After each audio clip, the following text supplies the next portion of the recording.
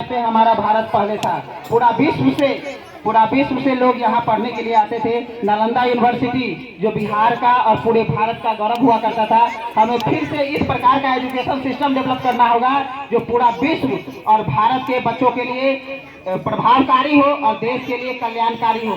कहीं ना कहीं वर्तमान समय में हमें शिक्षा को आधुनिक शिक्षा बनाना ही पड़ेगा, उसे अपडेट करना ही पड़ेगा, क्योंकि अब एआई के वर्ल्ड में यदि हम पुराने घिसे पिसे पद्धति के तहत एजुकेशन लेते रहे तो फिर से हमारा देश दूसरे देशों की तुलना में काफ़ी पीछे रह जाएगा। बहुत सारा टेक्नोलॉजी है जो हमारे देश में नहीं है। जैसा कि एग्जाम्पल के लिए आप देखते हैं फाइटर जेट का इंजन, बुलेट ट्रेन, ये सारे टेक्नोलॉजी भारत में अभी उतना एडवांस नहीं हो पाई है जितना हमें करना चाहिए। वो कब होगा जब हमारे देश में अच्छे इंजीनियर्स और साइंटिस्ट बनेंगे। और अच्छे इंजीनियर और साइंटिस्ट कब बनेंगे? जब हमारे देश का एजुकेशन अच्छा होगा, यानी कि बच्चों को कहीं ना कहीं क्वालिटेटिव एजुकेशन प्रोवाइड करवाना है। और एक्सलेंट एजुकेशन सेंटर और एक्सलेंट पब्लिक स्कूल इस कर्म को करने के लिए वचनबद्ध है और हम दिन रात इसके लिए मेहनत कर रहे हैं। और आगे आने वाले समय में बच्चा को हम फुल्ली अपडेटेड टेक्नोलॉजी के साथ एजुकेशन देंगे और इसके लिए हम कार्य भी कर रहे हैं। जब हमारा देश गुलाम था और आज़ाद हुआ 1947 में, उस समय हमारा लिटरेसी रेट मात्र 12% था और अभी हम लोग 80% पर चले गए। तो हम सभी को इस एजुकेशन सिस्टम में कहीं ना कहीं लैंगिक असमानता जो हमारे समाज में देखने को मिलता है उसे समाप्त करना होगा, तभी जाकर के एजुकेशन रेशियो जो है हमारा बढ़ेगा। कहीं ना कहीं हम लोग का लक्ष्य होना चाहिए कि 100% हमारा लिटरेसी रेट हो और जिस दिन देश का 100% लिटरेसी रेट पहुंचेगा और क्वालिटी एजुकेशन होगा उस दिन देश खुद ही विकसित राष्ट्र बन जाएगा। तो इसलिए सबसे पहले एजुकेशन को ही सुधारना होगा, तभी जाकर के सभी चीज़ समाप्त होगा। लैंगिक विषमता में हम बात करें तो भारत 108वां नंबर पे आता है। इस चीज़ को आपको जानना होगा। और समाज में जो लिंग के आधार पर, जेंडर के आधार पर जो अभी भी भेदभाव किया जाता है कि बेटियां है, भ्रूण हत्या हो रहा है, बेटी है तो हायर एजुकेशन के लिए प्रीफर नहीं किया जाता है, बेटा है तो उसे भेजा जाता है। तो इन सब चीज़ों को हमें दूर करना होगा। हंगर इंडेक्स में, विश्व हंगर इंडेक्स में हमें 102 नंबर पे है। हम लोगों को जब भोजन मिल जाता है तो लोग यही समझते हैं कि पूरा देशवासी के लिए यही है। ऐसा नहीं है। हमारा देश अभी भी इतना पीछे है कि 102 नंबर पे हम लोग वर्ल्ड हंगर इंडेक्स में आते हैं।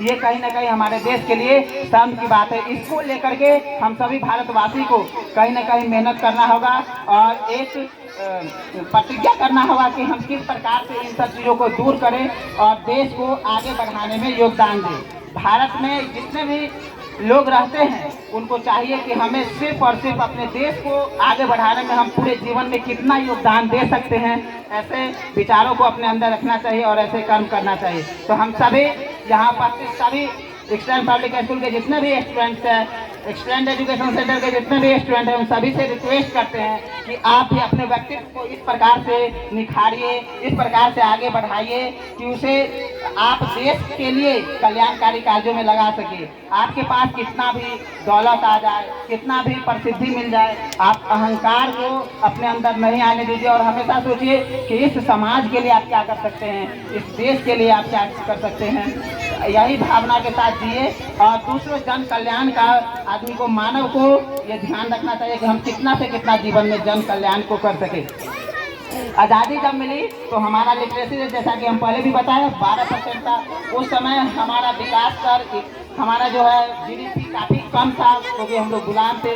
अभी हम लोग पूरा विश्व के चौथे से हालांकि छठे नंबर पर आया है। ये कहीं ना कहीं देश के लिए काफ़ी शर्म की बात है। इस सभी में हम लोगों को अपना योगदान देना होगा।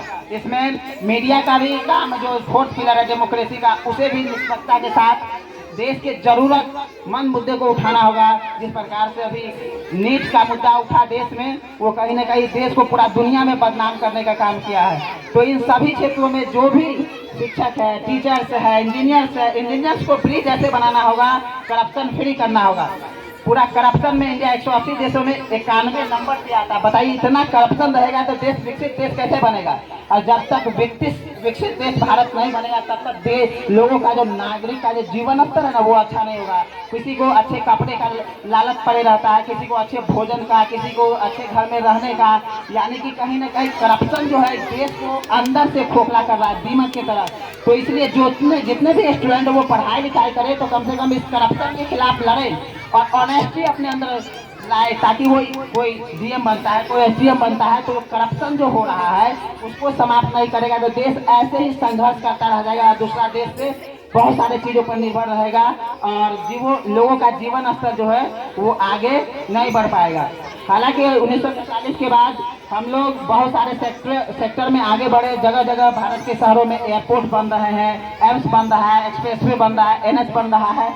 हम लोग तेजी से विकास जरूर कर रहे हैं बट बहुत सारे क्षेत्रों में हम लोग पीछे भी है। इसे भी कहीं ना कहीं देखना होगा। जैसा कि हम बताए वर्ल्ड हंगर इंडेक्स में, हैप्पीनेस इंडेक्स में और पत्रकारिता में मीडिया जो है बहुत पीछे है। इतना खराब कर दिया है सिस्टम को कि कहीं ना कहीं लोगों का विश्वास मीडिया पर से उठ गया है, जबकि ये डेमोक्रेसी का फोर्थ पिलर है। तो कहीं ना कहीं इन सभी को लेकर के काम करना होगा, देशवासियों को एकजुट होना होगा। जाति के नाम पे, धर्म के नाम पे हमें कभी नहीं बचना है। यदि हमारे देश का 1947 में बंटवारा हो गया ना तो उसमें सबसे बड़ा रीजन धर्म ही था।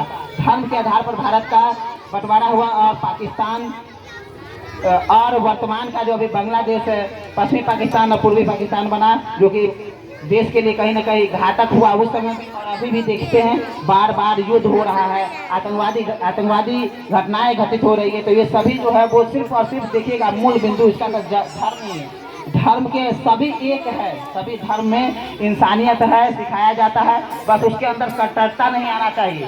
धर्म के आधार पर यदि आगे बढ़ेंगे तो देश का फिर से बंटवारा होगा और फिर से हम लोग इसी प्रकार से एक दूसरे से लड़ते रहेंगे। तो ये नहीं होना चाहिए। हमारे सभी बच्चे इस चीज़ को ध्यान में रखें, धर्मवाद में ना जाए। एक्सलेंट एजुकेशन सेंटर के बारे में हम सभी को आप बताना चाहेंगे कि आगे आने वाला समय में हम लोग जैसा कि पहले बताए कि आप लोगों के लिए एजुकेशन, मॉडर्न एजुकेशन का पूरा व्यवस्था करने जा रहे हैं और इसको लेकर के काम चल रही है। और आगे आने वाला समय में आप लोगों को मॉडर्न एजुकेशन का एक नया रूप दिखेगा जो कि वर्ल्ड क्लास होगा। ठीक है, आप सभी को एक बार फिर से स्वतंत्रता दिवस की हार्दिक शुभकामनाएं और बहुत धन्यवाद।